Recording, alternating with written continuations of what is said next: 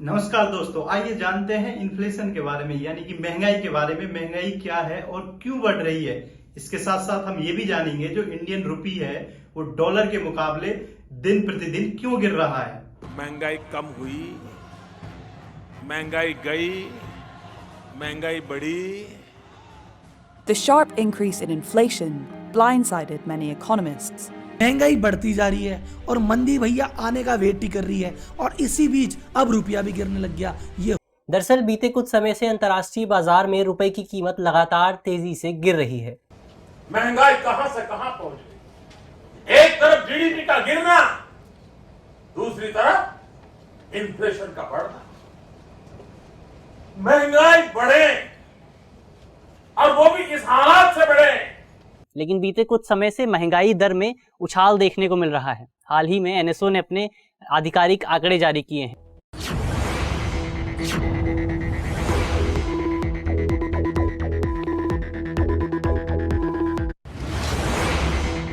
आज फिर से दोनों ही पेट्रोल और डीजल में 80-80 पैसे की बढ़ोतरी हुई है।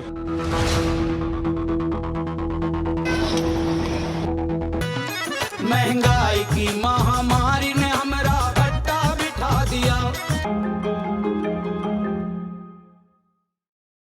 रुपी के बारे में मैं आपको एक बात और बताऊंगा कि हमारे प्राइम मिनिस्टर 2014 में जब कैंपेन पे थे तो उन्होंने ये कहा था, यदि रुपी की वैल्यू गिरती है तो ये समझो प्राइम मिनिस्टर की इज्जत गिरती है। अब मैं आपको ये भी बता देता हूं, 2014 में $1 की कीमत 50 रुपए थी, यानी कि हमारा रुपी 30 रुपए गिर चुका है पिछले इन 8 सालों में। अब आप ये ही जान लीजिए किसकी कितनी इज्जत गिर रही है यदि रुपी की वैल्यू गिर रही है।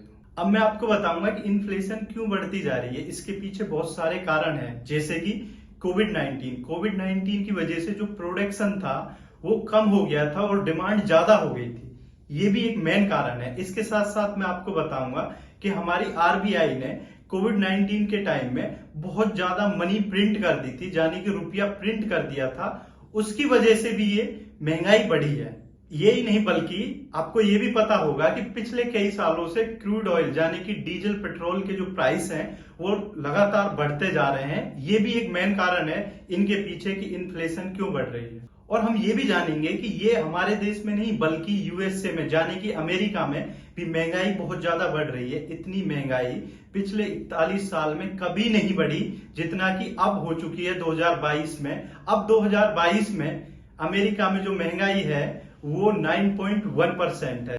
जैसा कि आप सभी लोग जानते हैं कि रसिया और यूक्रेन का वार की वजह से जो महंगाई है वो चरम पे आ चुकी है। ये सब ऐसे मेन रीजन है जिनकी वजह से हम महंगाई को फेस कर रहे हैं। फाइनेंस मिनिस्टर ने कुछ नए प्रोडक्टों को जीएसटी में इंक्लूड किया है। वो प्रोडक्ट हैं दाल, दही, चावल और दूध। पर इसमें कंडीशन ये है, यदि ये पैक्ड है तो इन पे 5% जीएसटी लगेगा, अदरवाइज इन पे कोई जीएसटी नहीं लगेगा। ये खुले में है। तो सरकार ने जो ये प्रोडक्ट जीएसटी में इंक्लूड किए हैं, क्या ये सही समय था या ये कुछ समय बाद भी आ सकते थे, या इस महंगाई के दौर में इन सब चीजों पे और 5% टैक्स देना ये हमारे लिए कहां तक। हम ऑलरेडी महंगाई से जूझ रहे हैं। ये प्रोडक्ट जीएसटी में इंक्लूड नहीं करने थे क्योंकि ये प्रोडक्ट बहुत जरूरी होते हैं रोजमर्रा की जिंदगी के लिए।